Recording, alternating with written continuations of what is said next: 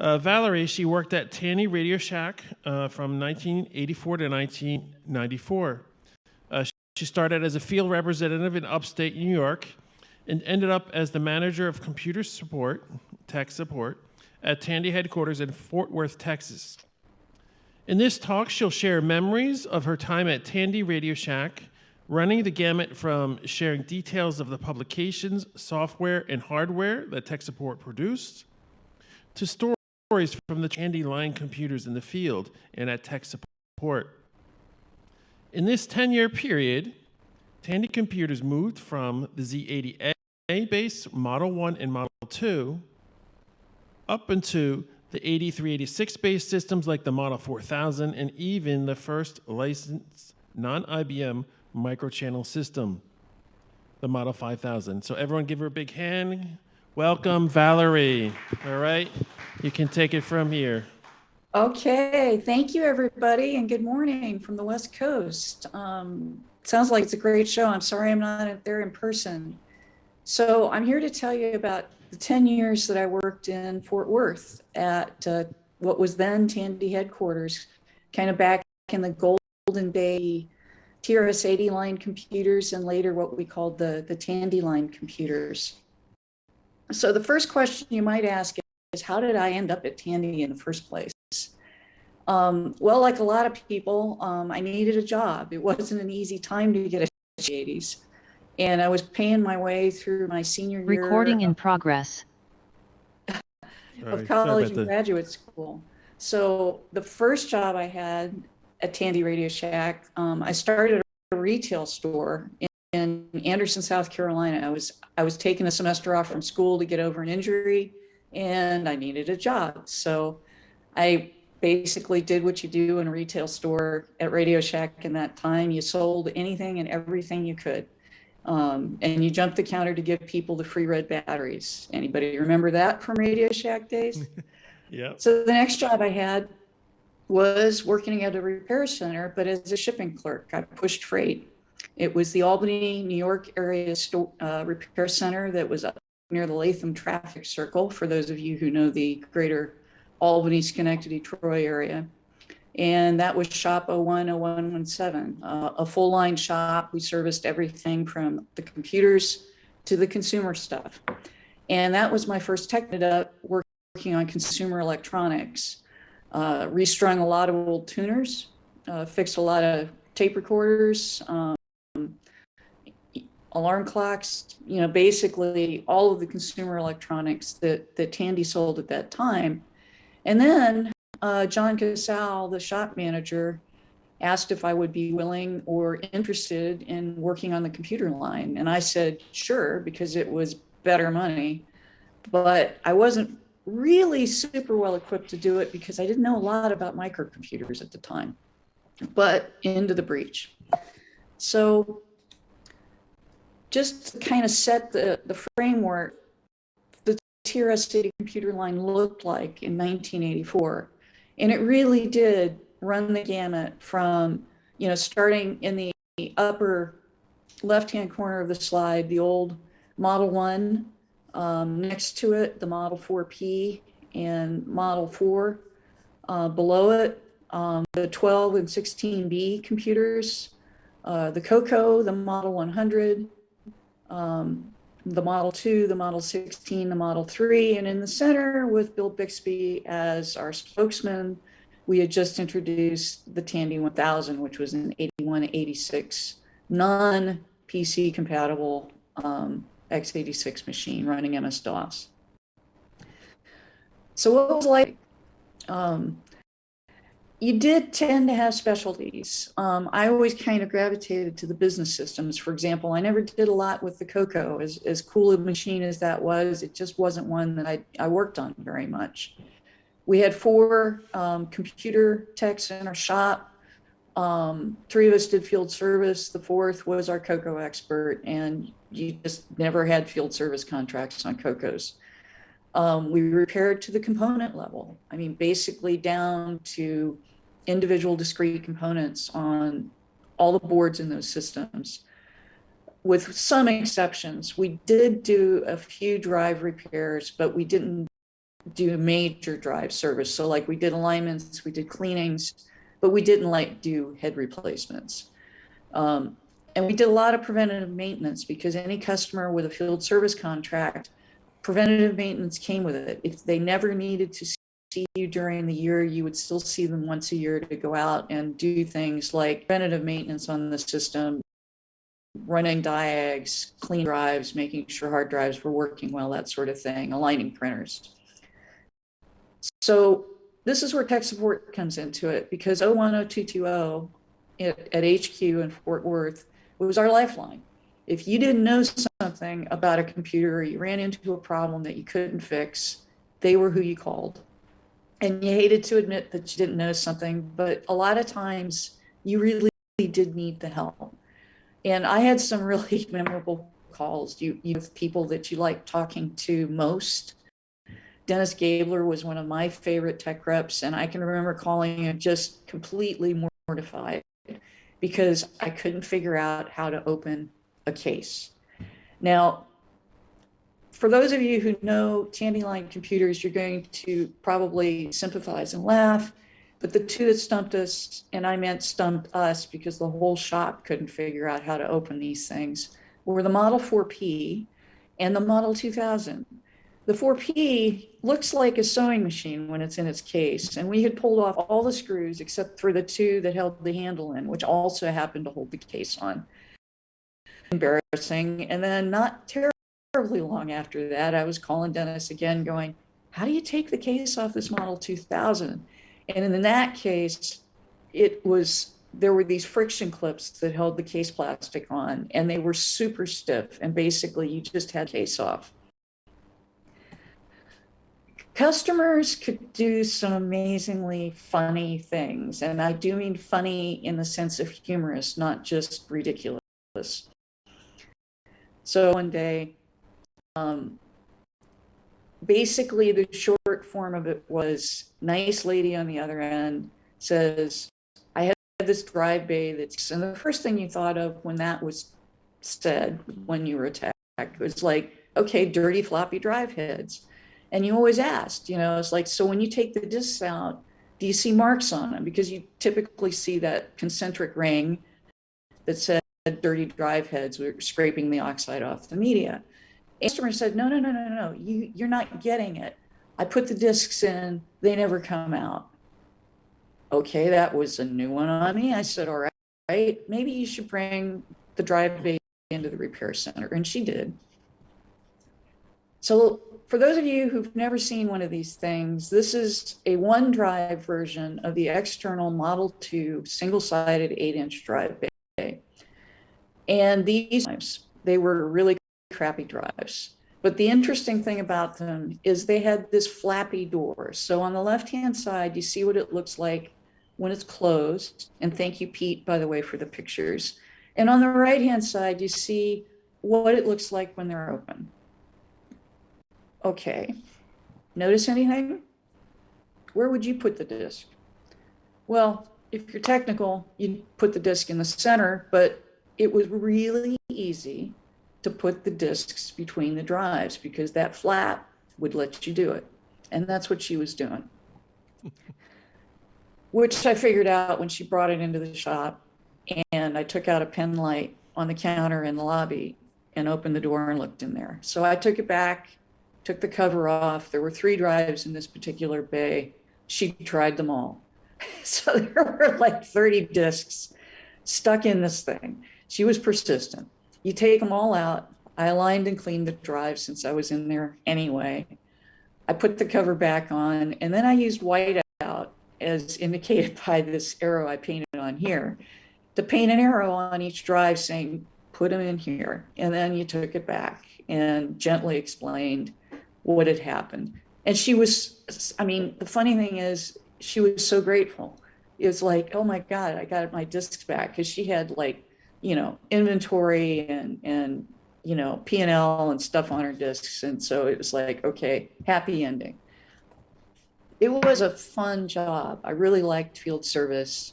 It was a great way to pay my way through grad school. But the trick of it was I didn't know very much about microcomputers, as I said. So not to worry. Tandy at the time brought every field service rep into Fort Worth for 6 weeks of very intensive training. The pictures I'm showing here are of Tandy Center back what it looked like in the early 80s. On the far right of Tandy Center as a whole, the two towers, and in the center was a shopping mall with an office stuck on the top of it, that kind of dome-shaped thing, the atrium. And that's where tech support was. The shopping center underneath had an ice rink. You had to ride these weird lighted elevators up to get to the office. That's the picture on the far left. It was a kind of strange place. So Uncle Charles wants you. Here's the materials I got telling me I was going to go to class. They put us up in the Fort Worth, used to be the Hilton anyway. I have no idea if it still is. It ran from July through the middle of August. You got a $20 per diem, which you didn't have to account for, which was pretty good money back in the day. You got a plane ticket. They put you in a van and drove you to class every morning and drove you back at night. What a deal. So off I went. It was a 6 weeks packed agenda. It started on the first day with an intro and an exam and went, nonstop that whole 6 weeks. A little more detailed view. This is an example week. This was the week we did Model 2 and 16 business systems and got an introduction to Xenix. Now, for those of you who are unfamiliar with Xenix, Xenix is a Unix derivative operating system. Tandy at one time sold more Unix-based systems than anyone else did, including DEC, including everyone else that manufactured Unix systems back in the 80s and 90s. At one time, we were selling nearly 40,000 of them a year, if not more. So Xenix was a big deal, and it was my favorite operating system of all the ones that we had at Tandy when I was there. I still have my schematics. They really did teach down to the component level and had us repair things down to the component level. You can see I scribbled all over my schematics, and I used them for the remaining time I was at Tandy. They came in very handy, not just while I was in the field when I went back, but while I was working at tech support. I did well in class, so one thing led to another, and I got a job offer. I was hired as a technical support representative and became one of those people on the other end of the lifeline. Now it was the techs in the field calling me to say, how do you take the case off or do whatever? And we wrote documentation, we wrote software diagnostics, we built hardware diagnostic test jigs of various sorts and boards. We provided that phone support, and anything that you couldn't fix in the field would be us. And you wound up with groupies of your own, which on a bad day could be kind of heartening. Somebody calling you and super glad that they got you on the phone so that you could help them out. It was kind of a nice way to pay it forward.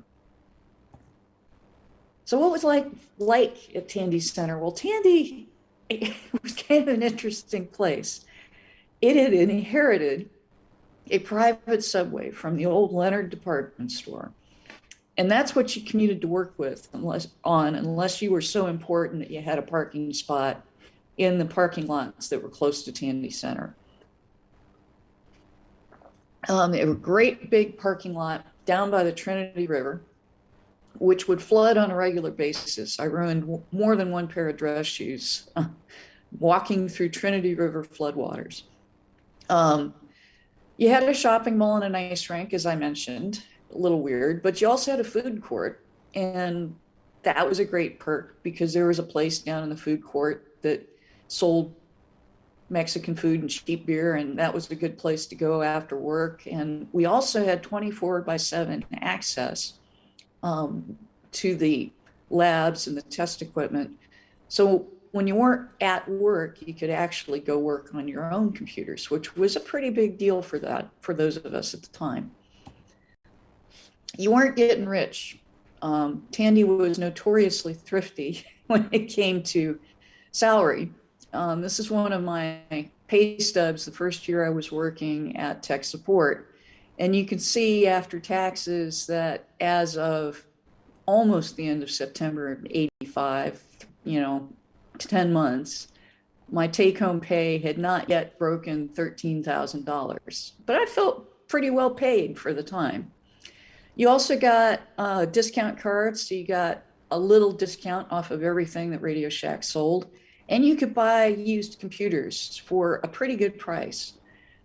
Here's a receipt. I paid $250 back in the summer of 85 for a used Model 2. I thought I was pretty well off.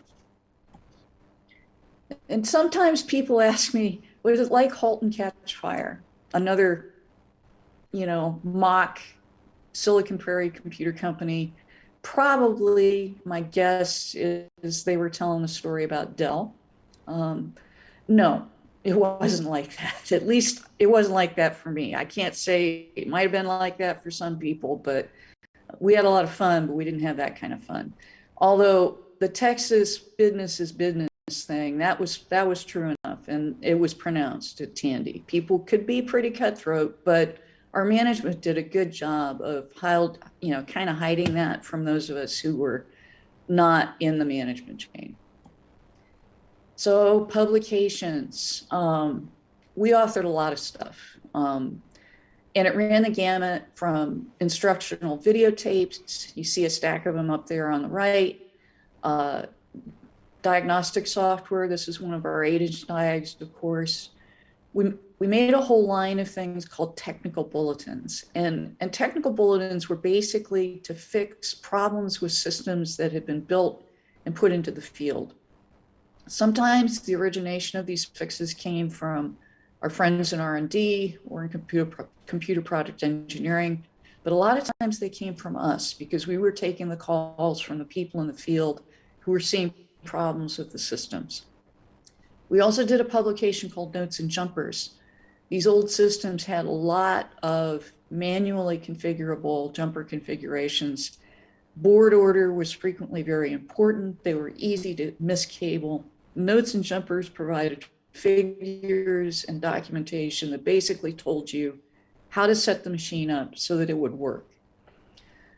Diagnostics, software and hardware, and then a bunch of information publications, things like the Xenix Information Bulletin series. We wrote a modem information manual because Tandy sold a ton of modems, all of which had different, versions of their own command languages. Everything was not Hayes compatible back in the day. And even if they were Hayes compatible, frequently even the use of a carriage return versus a carriage return line feed would confuse them. So here's an example of one of our publications. This is the cover and the revision history from the Xenix System 3 information bulletin. We tried to, when we could, kind of make these things fun to read. And so there would be humor through them, as well as stuff that you just wouldn't get necessarily from the manuals. You'll notice the joke about if you set the time zone to Yukon, it won't make your customer very happy unless they're in Alaska. We also built diagnostic hardware. This is an example of one item that we built to solve a particular field problem we were having. This was the TS-1288 diagnostic board. And the problem it was solving, here's an example of what the board looked like, stuffed and unstuffed, and the prototypes for it. The problem we had at the time is once we got into PC compatible systems, we had moved for the most part to replace the board level component. Not always. There were components that we did service down to on those boards, but once we got into surface mount technology, it got pretty tough to do field, chip level support on those in the field. And the problem was techs were swapping out too many good boards and not solving the problems. Not figuring out, for example, was it the drive controller, the hard drive, or a cable, or a power supply? that was causing the issue. And this diag board plus the associated software let techs diagnose down to the correct subcomponent level as to what was going on. Other stuff.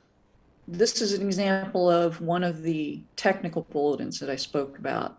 And we also built checklists for the field so that people would be able to go through and check off what bulletins were in place and what bulletins they had to do to get a system into full compliance. Now, when we said a tech bulletin was mandatory, we meant it, because if you didn't have it, the system was going to be flaky or it just plain wouldn't work. And so one of the first things that we would ask when people called is, did you do the tech bulletins? Did you check numbers? To the point where, people would roll their eyes and not listen to us. And a lot of the flaky systems that we did eventually see in tech support and fixed were fixed by doing the tech bulletins that somebody had missed. Notes and jumpers. So we worked hard, but we had a lot of fun doing it.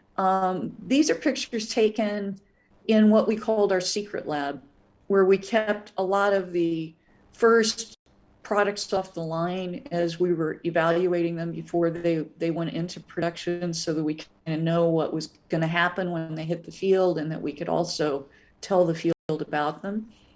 You'll notice we had a pretty full complement of tools. If you look behind me as I'm holding that long-handled screwdriver, which, by the way, was an indispensable tool for service of the 8-inch equipment, get stuff out of those chassis at the bottom unless you had one of those. You'll see there's a 4P behind me just beyond the end of the screwdriver. See, they really do look like Singer sewing machines in the case, as well as some 8-inch systems. And then in the other picture, that the two guys with me, the one whose tie I'm pretending to cut with the diagonal cutters is Tom Fout.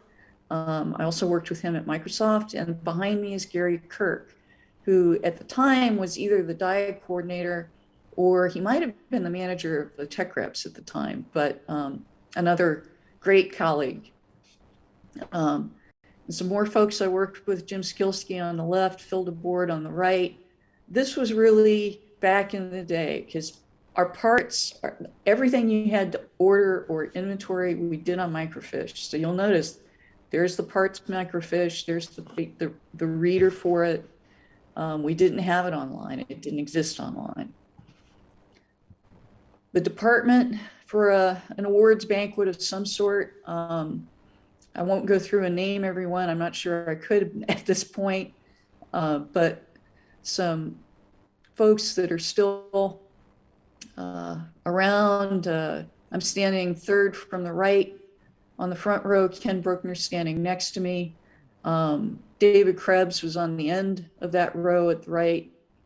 David Goen, another VP from Tandy, was in the upper left-hand corner. Great bunch of folks. Steve Dakin is on the upper right-hand corner of the screen. An old friend for many, many years. Ken Bruckner to the lower right, Dave Williams to the lower left. A lot of great friends and colleagues. And there were people from so many other technical departments at Tandy that were also wonderful to work with. Computer product engineering, national parts and the repair depot, R&D. I mean, just too many people to mention, but so many that we worked with that really made our lives in tech support so much better. And I just got to give them shout outs. John Elliott IV, who, by the way, I have to thank for this wonderful Tandy 6000 t-shirt. Frank Durda, Sam Sawyer, John Clark, Keith Ward, Roy, Rick, Jerry, Jimmy, George. I mean, thank you all, because you made our lives better. And we had some kind of interesting projects that Tandy got stuck into that were really fun to work on. This is an example of one. A big collection of Soviet space hardware came to Fort Worth. And Tandy was a major donor to this exhibition and provided, all sorts of things, both monetary and equipment-wise. A bunch of computers so people could take quizzes about space. And they also, were a contributor to, along with many other companies, what became a really Cadillac amateur radio station that a bunch of us from Tandy were involved in building and staffing. So you'll see the Soviet space patch, one of the actual capsules that was on display, and John Clark and me up on the roof of the Amon Carter Exhibition Hall, getting ready to put some ham antennas up there. So this was an article that our friend Steve Dakin, WQ5N, wrote for the amateur radio publication QST back in '93, that kind of showed the station that we built and kind of described how it got built and what we did. And one of the interesting things is this was the period of time where the Soviet Union was coming apart. And there were cosmonauts up on the space station that didn't know what was happening at home because no one was talking to them from home. And so the only communications they were getting were from places like this, amateur radio stations that would talk to them. And because we had, Soviet nationals staffing the exhibit, they would come to the ham station and talk to the cosmonauts and tell them as best they could what was going on at home. So that was kind of an interesting international part of the station that we didn't expect to fulfill. But it was a really fun community project and certainly very out of the ordinary for us from the day to day. We were custom building the cabinetry for the ham shack there. You can also see some of the donated computers in the background that Tandy provided. So other special projects, aside from just the day-to-day work of writing diagnostics and doing phone support and writing documentation, we did all sorts of random other stuff. For example, sad to say, but we actually managed to spread a virus from a repair depot inadvertently. And although we provided antivirus software for the repair centers, we really didn't want to have to purchase it for all of the Tandy computer line customers that could potentially have been at risk for this one virus. And so we got told, write an antivirus program. Another weird special project, we built SCO Unix-based point of sale systems for the repair centers and for the retail stores. But for those of you who remember SCO Xenix and Unix, it came on like about 1.5 million floppies, and the installation involved insertion of all of these floppies. And you reverse engineer the installation so we can just make a tape and then initialize each system with the product key appropriate for that. Computer forensics. Literally, we got asked once, why did that monitor catch fire and burn the house down? So I think it was Tom Fout that got to figure that one out, or maybe Mike Gephardt. Writing a dress code. We were IBM-ified. We had a VP hired from IBM, and one of the first things he did, this was in the 80s, was make us dress like we were at IBM. So they had a male dress code, but they didn't have a female dress code, and I was the only one at tech support, so I got to write a dress code. Expert wit, pulling cable, shoveling broken glass. We had a major explosion in downtown Fort Worth. One of the restaurants blew up, gas explosion, and it broke out all our windows. Called anyone who could come in and help rescue computers. We built an integrated door lock and a time card system for our atrium offices to replace an old cipher lock on the door. And then we ran the department systems. You might be saying, what's that big box there? Well, that is the shell of a Tandy product called the communications multiplexer. We didn't sell many of them, but they were great because they were inside, had huge numbers of card slots and a big linear supply that allowed you to build a lot bigger system than what we actually sold. And so we would gut these things and build out Z80A and 68,000 based systems that were like the the Model 2 or the Model 6000 on steroids. We could put in more terminal lines, and then we added an external RS-232 multiplexer so we could use more terminals with them. And then later, as those systems aged out and we moved on to the 386 based systems, we built big tower systems, and this was back before 10 base 5 Ethernet was a thing. These were 10 base 2 Ethernet networks.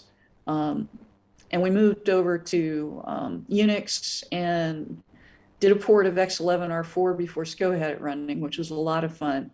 But you couldn't download that code. This was back when we were still downloading everything via UDCP, and it was big. So I ended up trading blank tapes so I could get the code from somebody I made a friend of out at MIT. And you still got to do some field service every now and then. One of my better trips, not long after I started down at tech support, I caught a call about a problematic 16B system running Xenix. The field tech, who was very good, had tried everything, and this customer was pretty close by in a town called Tyler, which wasn't terribly far from Fort Worth. So I loaded up my old car with test equipment and parts, and off I went. Still have, God knows why these were stuck in an old briefcase of mine, but these were handwritten notes that I had about this particular system and everything that had been tried and directions on how to find it. So the interesting thing about these notes is the tech had tried literally everything he could think of. He'd swapped a bunch of 68,000 memory cards. He'd get it working for a while, and then it would quit. And the failure he was seeing was a particular boot error. It was a ROM-based boot error that you could see on these systems, boot error MF, memory failure. And then he'd occasionally see the Xenix system fail with an RST7 problem. And he'd see these weird video artifacts, and it was like, gosh, what was going on with this thing? So I got out there, and one of the things we were worried about, this thing was in a metal hut next to a 50 kilowatt AM broadcast station. Now, for those of you not into radio, standing next to one of these stations and their antennas, you are in a huge electromagnetic field. I mean, so much so that you don't even need a field strength meter to be able to see it. You can hold voltmeter probes up and get a reading. It won't be accurate. It won't be much of a measurement, but there's enough there that you can actually get a reading. And that's what I did when I got out there, because the first thing we were worried about was, is the RF affecting the machine? It wasn't highly likely it was, because it would have been Faraday cage shielded, but nonetheless. So took my reading, went inside the building, took another reading, and there was more RF in the building than there was outside. Now, that's pretty weird. The old Tandy systems were noisy, but they weren't that noisy. And I turned around, and there was the boot error MF, but even more importantly, there was a very characteristic video artifact all over the screen that gave me a clue as to what was going on, but usable very easily. When I reset the machine, I didn't see it. So I took the cover off, because I was thinking Z80 memory. And sure enough, and by the way, these were the schematics I had annotated in class. You can see my handwriting here. I started tapping on components with my trusty long-handled screwdriver end, and it was this delay line. This is the delay line that runs the refresh timing for the Z80 memory circuit. So it's a $1.50 part. I replaced it, and the system worked. But all good things come to an end. In '93, AST bought the manufacturing operations and everything associated with manufacturing for our computer line. They didn't buy us. But the writing was kind of on the wall, because even though they hadn't bought us, and we were one of the few remaining technical groups that were working on computers that had not been bought, Tandy wasn't going to be doing this for very long. And sure enough, we got moved out of the atrium and headquarters to far north Fort Worth next to a feedlot. It's like, that's a way to feel important. So I started looking around for something new to do. This is the building we got moved to. It's still out there. It's not next to a feedlot anymore, but it's a long way from Tandy Center. It was an interesting place to work, though, because it was actually a really nice building. Strangely, which was a point of some confusion, because we went in and we did a lot of modifications that the building owner turned out to not be very happy about. But that was all right.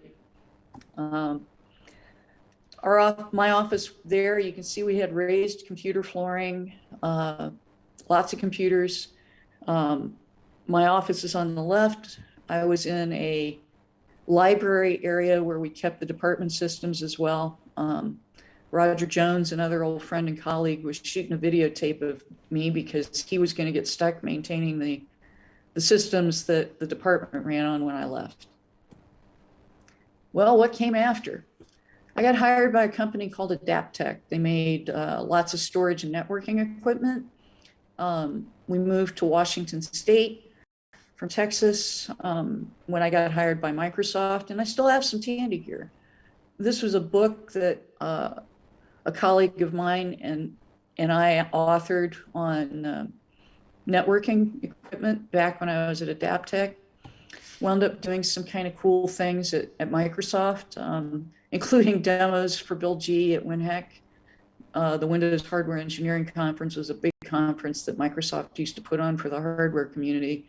And we did real live demos. I mean, you know, stuff failed on the stage in various and sundry ways, but this one worked. And some of the Tandy equipment that we still have. The machine on the right is a Model 16 that Ken restored. And there's Ken and I putting together John Elliott's old 6000 system, which magically got rediscovered some time ago. So in closing, I'd like to first thank VCF for the opportunity to speak to you all and to tell you some of the stories about these old systems and for all the work they do keeping these old systems alive. And also I'd like to thank some folks in the Tandy community who've done so much for these old machines. Pete, Ian, and Patrick, and John, and Sam, and George and Peter, and Ken, who was there for the whole thing too. You'll see on this particular screen a coffee cup that John Elliott designed, some Tandy service pins, the 5-year pin with the red jewel and the 10-year pin with the blue jewel, and some of the new hardware that's being built for these systems even now. So Q&A, I'm a little early, but if there are questions. Perfect. We have more time for questions. So thank you, Valerie. Any questions from the in-person audience? Anybody have any questions out there? You mind coming up here and so she can hear the question? I'd like to know the mindset and the wonderful substances that the engineers were. I can't hear that very well, I'm afraid. Let's try. Does that work? I was wondering the thought process behind the Tandy 2000, if you happen to know where the engineers were at for designing such an interesting machine. Hey, Jeff, I'm really not hearing the question coming through. I'm sorry. All right, hold on. Okay, all right, so say it again. You can hear me okay, Valerie? Yeah, I can hear you fine, Jeff. All right. So I'm wondering what the engineers were considering when they designed the 2000. What were the engineers considering when they were designing the 2000? We often wondered that too. They wanted to produce a machine that would be competitive with the IBM PC line computers. but they didn't want it to be a PCXT or AT clone. And they also wanted it to have more horsepower than the XTs did, which were 8086, 8088 based. So Intel had this hot new processor, the 8186, and they wanted to use that as the core of the new machine. So they did, but they didn't design it for serviceability, nor did they design it to be in anything other than the walled garden that was Tandy. It wasn't compatible with anything from IBM. Even the version of MS-DOS that it ran was ever so slightly different. And, you know, they were kind of trying for I think, the best of both worlds. They wanted newer systems based on the Intel architecture versus the Motorola and Zilog architectures. But they didn't want people buying anything other than stuff that Tandy sold, is my analysis of the situation. And, you know, it's funny because you know, pardon my expression here, but I'm going to quote my colleague, Dennis Gabler. I think he said it best about the 2000. It's a piece of shit, but it's a fast piece of shit. And that's kind of what they were. I mean, honestly. All right. Any more questions? You had one over there? Oh, so she answered someone else's question. Is there anybody else has questions in the audience? If not, then I'll go to the YouTube. Okay, a follow-up.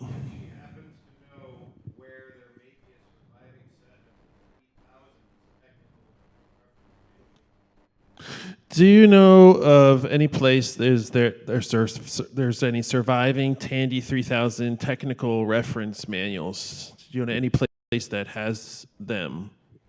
Because they can't find them. Okay, that was pretty muffled coming through. Was the question, do you know anyone? So do you have any surviving technical references for the Tandy 3000? That's a good question.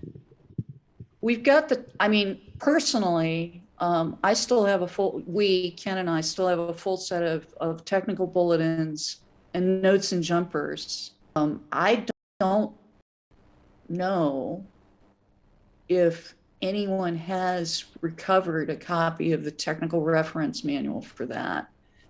Go ahead, Ken, if you want to write it down. So we could certainly look. I mean, stuff still pops up, so. All right. Yes, another question here.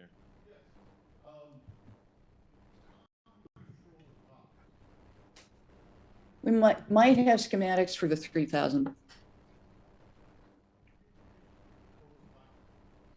Okay, the communication controller box.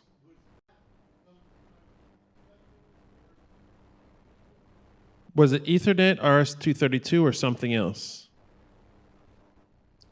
Was it Ethernet, RS-232, or something else? That control box that you were showing, or communications control box? Oh, was the communications multiplexer Ethernet or RS-232? Is that the question? Yes, that's the question. Well, they were this strange hybrid. It was not Ethernet. It was a big bank of modems. A bank of like 1,200 baud. Like dial-up modems. Yeah, so it was all serial and modem based. I mean, it dated back to the Z80 line, 68,000 line of computers. So no, it was not Ethernet, it was not ArcNet, you know, it was old school.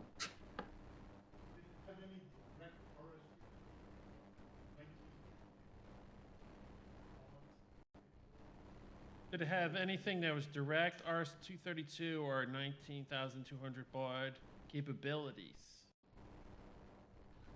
Well, you could run 19.2. You could run 9,600 baud off of the terminal lines that came out of the Z and 68,000 computers. So the two serial ports on the back of like a Model 2, a 16, a 16B, a 6000, and the multi-channel 3-channel terminal boards that you could put in them. You could run 9600 baud. 19.2 was a little too much for him. All right, he says thank you. Any other questions from the audience? All right, so let me go to YouTube. So someone, let me just go back a little bit. Just some comments. The 4P case is a real pain to open up. Yes, it is. Another one, I guess you're showing the picture in Texas. Is for a while it had the only subway station in Texas. Later there was one in Dallas as part of the DART rail. Yep. Another comment, when I was a kid, I used to have to turn off my TRS-80 so the family could watch channel 12. Yes. For once, it seems like the RFI got Tandy back. So that's interesting. Yes. Someone says, thank you for your speech. You're a great presenter, communicator, also very good slides. Glad you got to see us. Another question is, did you have any experience repairing the color computer? I didn't. I really never worked on color computers. My friend Tom Fout was an expert on color computers. He loved those machines. Mike Gephardt was another person that really loved color computers. I just never worked on them. I mean, even in the field, I took class, and that was really, to be truthful, other than, playing with them in people's cubicles at work. I never worked on them. I'm sorry, because they're kind of cool systems and you can have a lot of fun with them, but it was just not one of the systems that I specialized in. Okay. Someone says there were also some legacy incompatibility from IBM's use of future interrupt vectors.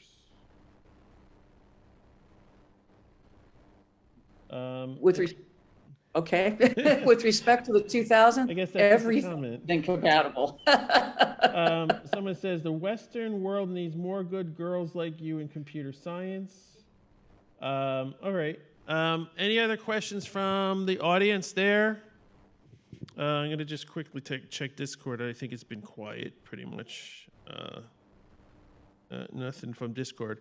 So that's it. I really appreciate it, Valerie. That was a great talk. Glad to have you in. Yeah, it was right. Great slides, good presentation. Everybody really appreciates it. I'm glad you can make it. Everyone give her a big hand. Thank you. Have a great show, everybody. All right. Have a good day, Valerie.